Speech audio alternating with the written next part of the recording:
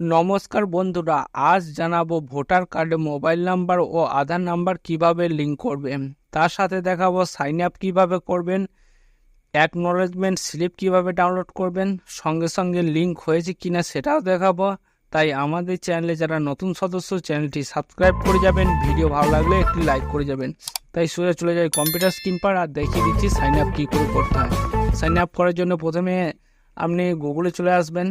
ক্রোমে আসার পর জাস্ট একবার লিখবেন ভোটার কার্ড লেখার পর home page electric commission, just এটার উপরে একবার জাস্ট ক্লিক করে দেবেন। ক্লিক করতেই নেক্সট পেজ ওপেন হবে। ডান দিকে আছে সাইন আপ, তো সাইন আপ অপশানে একবার ক্লিক করবেন।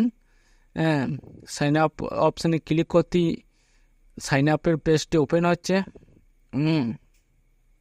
ওপেন হয়েছে। এখানে মোবাইল নাম্বার আর ক্যাপচার দেওয়ার পর জাস্ট কন্টিনিউ অপশানে ক্লিক করে দেবেন। এখানে ফুল নেম লাস্ট নেম বসানোর পর পাসওয়ার্ডটা বসাবেন। পাসওয়ার্ডটা বসানোর পর রিকোয়েস্ট ওটিপি জাস্ট একবার ক্লিক করে দেবেন। মোবাইলে ওটিপিটি চলে এসছে, তো ওটিপিটা বসিয়ে দেবেন। ওটিপিটি বসানোর পর জাস্ট ভেরিফাই অপশানে একবার ক্লিক করবেন। You are successful, sign up হয়ে গিয়েছে আমার সাকসেসফুল। তো এখানে মোবাইল নাম্বারটা আর পাসওয়ার্ডটা বসানোর পর ক্যাপচার ফিল করার পর রিকোয়েস্ট ওটিপিতে জাস্ট একবার ক্লিক করে দেবেন।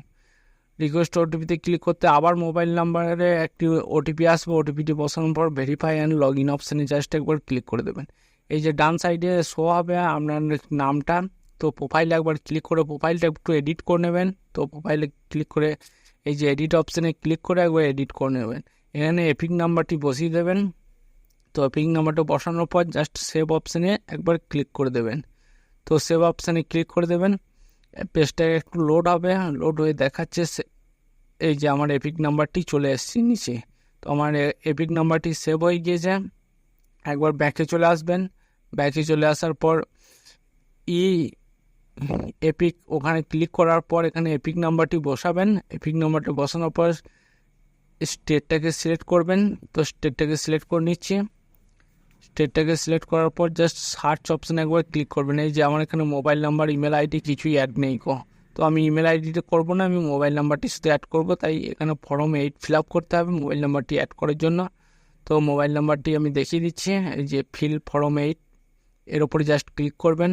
আধার ইলেকট্রিক এখানে ক্লিক করার পর এপিক নাম্বারটা বসিয়ে দেবেন, দিয়ে সাবমিট অপশানে জাস্ট একবার ক্লিক করে দেবেন।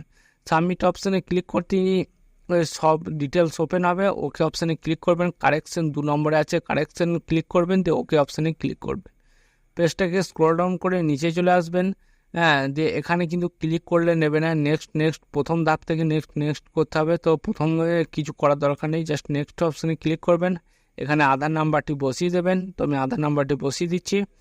দিয়ে সেলফ মোবাইল নাম্বার আছে, মোবাইল নাম্বারে ক্লিক করে মোবাইল নাম্বারটি বসিয়ে দেবেন। তারপর আবার নিচে চলে আসবে, তিনি আবার নেক্সট অপশানে ক্লিক করে দেবেন। নেক্সট অপশানে ক্লিক করতে মোবাইল নাম্বারে আবার একবার জাস্ট ক্লিক করবেন। এখানে মোবাইল নাম্বারটি ফিল করে দেবেন। মোবাইল নাম্বারটি ফিল করতে নেক্সট অপশানে আবার ক্লিক করবেন। এখানে নেক্সট অপশানে ক্লিক করার আগে এখানে আপনার প্লেসটা সিলেক্ট করবেন, দিয়ে নেক্সট অপশানে ক্লিক করে দেবেন। এখানে ক্যাপচারটি বসানোর পর সেন্ড ওটিপিতে জাস্ট একবার ক্লিক করে দেবেন। তো আপনার যে মোবাইলে একটি ওটিপি আসবে, ওটিপিটি বসানোর পর প্রিভিউ অ্যান্ড সাবমিটে একবার জাস্ট ক্লিক করবেন। এই যে ফর্ম 8 পেজটি ওপেন হয়েছে। তো এখান থেকে আপনি এডিটও চাইলে করতে পারেন, যদি আরও কিছু করতে চাইছেন। তো আমি সাবমিট করতে চাই, তাই সাবমিট অপশানে ক্লিক করবেন।